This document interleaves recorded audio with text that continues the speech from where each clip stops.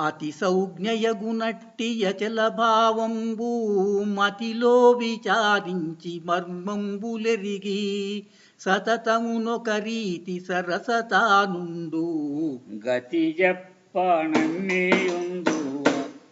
నమ్మక నన్ను మతి దప్పి కమ్ముకుందువ పతితూల కొక్క తూరి పతిమాలనే తెలిపిన సతమాని నమ్మలేక అతి దుస్తులై తిట్టిరి గతి చెప్పనన్నేయుందువ నమ్మక నన్ను మతి దప్పి కమ్ముకుందువ. జై నిజ గురుభ్యో నమః. జై అమరాంబ సమేత అనుభవానంద రాజయోగేంద్ర ప్రభుస్వాముల వారి దివ్య చరణార విందములకు ద్వాదశి వందనములు సమర్పించుకొనుచు ఆవరణ విక్షేప రూప శక్తిద్వయ నిరాసకంబైన శుద్ధ నిర్గుణ తత్వ ద్విపదార్థ దరువులు మనం ఈరోజు 14వ ద్విపదార్థాన్ని ముచ్చటించుకుంటూ ఉన్నాం. దీనికి మునుపు అనుభవ జ్ఞానంబులు పనికిరావు, అనకన విన మరరానటువంటి ఘనమైన త్రోవ ఇది. నీ మనస్సు ఒప్పిదమైనట్లయితే దీనిని స్వీకరించు, పొందు అని శిష్యునకు దిశానిర్దేశం చేస్తూ ఈ ద్విపదార్థంలో, నాయన శిష్య, అతి సౌజ్ఞ ఎగునట్టి అచల భావంబు మతిలో విచారించి మర్మంబులెరిగి సతతమునొక రీతి సరసత నుండు. ఎలా అంటే, నీవు సజలత్వముతో అతి మధురముగా ఉండేటువంటి, మానవ జన్మకు సార్థకత చెందించేటువంటి ఆ విధానము ఎలాంటిదో, ఆ గతి ఎలాంటిదో తెలియజేస్తాను నాయన.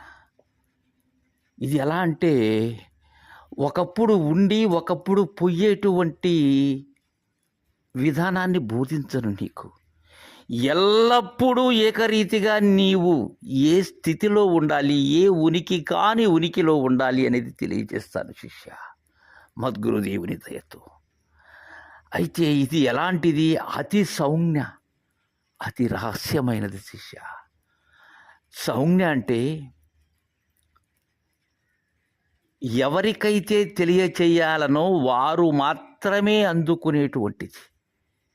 సౌజ్ఞ చేసిన వ్యక్తి, సౌజ్ఞ అందిన వ్యక్తి, వారికి మాత్రమే కుదిరేటువంటిది. అందుకే ఇది అతి సౌజ్ఞ ఎగునట్టి అచల భావంబు. ఇది గ్రంథములలోనో యోగ సాధనలలోనో లభ్యమయ్యేది కాదు నాయన. ఇది గురు ముఖత ఎరుగవలసినటువంటిది పరిపూర్ణ బోధ. దీనికి వేరే మార్గమే లేదు శిష్య. ఇది అతి రహస్యమైనది, బట్టబయలైనది. ఎవరికి? గురు శిష్యులకు. గురుస్థానాన్ని అలంకరించినటువంటి గురుదేవులు శిష్యుని కొరకై సశరీరుడుగా లేనిరుకై బోధించేటువంటి బోధ అచల భావం. అయితే దీనిని ఎక్కడ విచారించాలి? పూర్ణ మనస్కులై అంతర్ముఖంగా మదిలో విచారించాలి. అలా విచారిస్తూ మూలము లేని గుర్తెరిగే శరీరము ఏ కాలమందున లేనిదని దృష్టాంత ద్రాష్టాంతములతో ఎరుగజేసిన ద్వాదశి కీలు ఏదైతే ఉన్నదో దానివల్ల ఈ అతి రహస్యమైనటువంటి దానితో లేని దర్వాజా లేకుండా పోతుంది నాయన. అలాంటి మర్మాన్ని ఎరిగి ఎల్లప్పుడూ ఏకరీతిలో ఉండేటువంటి వారు గురుపుత్రులు. వారిది ఇది. అంతేకాని గ్రంథ శోధనలతో గ్రంథములలో ఉన్న మాటలు వల్లి వేసే వారిది కాదు పూర్ణబోధ. గురువును పరిపూర్ణముగా భావించి అత్యంత జాగరూకతతో ఉండే వారిది శిష్య ఈ బోధ. అలాంటి సతతమునొక రీతి సరసత నుండు గతి చెప్ప నమ్మియుందువా నమ్మక నన్ను మతి దప్పి కమ్ముకుందువా. అలాంటి గతి, అలాంటి విధానం, చలాచలరహితమైనటువంటి విధానాన్ని నీకు బోధిస్తాను శిష్య. దాన్ని నమ్మి ఉంటావా? అది స్వీకరించక, మదిలో దానిని గురించి విచారించక, ఆ మర్మము నీకు అందక, నన్ను నీ మతి తప్పి నీ యొక్క మానసిక కల్లోలతతో నన్ను కమ్ముకుంటావా? నన్ను తూలనాడుతావా? ఇక్కడ శిష్యుడు మేధానిది అయి ఉండాలి, లేకపోతే ఇది అందుకోవటం చాలా అరుదు. అందుకే అలాంటి మతి భ్రంశమైనటువంటి విధానంతో నన్ను, అంటే నా బోధ అందటం లేదని, నేను సరైనటువంటి వారిని కాదని నన్ను కమ్ముకుంటావా? ఇంకా పతితూల కొక్క తూరి బతిమాలనే తెలిపిన సతమాని నమ్మలేక నతి దుష్టులై తిట్టిరి గతి చెప్ప నమ్మియుందువా. ఒకసారి శిష్య ఏమైందంటే, గతంలో పతితులైనటువంటి వారికి ఎవరు ఎంత బోధించినా అర్థం కాదు. కారణం, చలన స్థితిలో ఉంటారు. అలాంటి వారికి చలనరహితమైనటువంటి గతి ఎలా కుదురుతుంది శిష్య?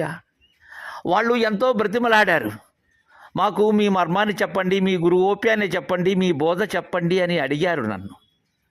అడిగినప్పుడు వారి యొక్క కాంక్ష నిజమైనది, బలీయమైనది అనేటువంటి భావనతో వారి ఆసక్తిని గమనించి నేను చెప్పాను వారికి పూర్ణబోధ.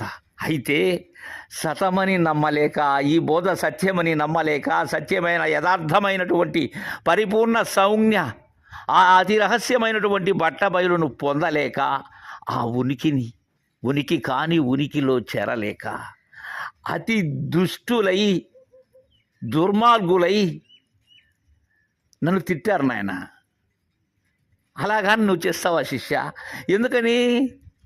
గురువు అన్నీ చెప్పేటువంటి సమర్థుడైనప్పటికీ కూడా కొందరు శిష్యులు వేరే గురువుని చూస్తూ ఉంటారు, వేరే వారి మాటలు వింటూ ఉంటారు.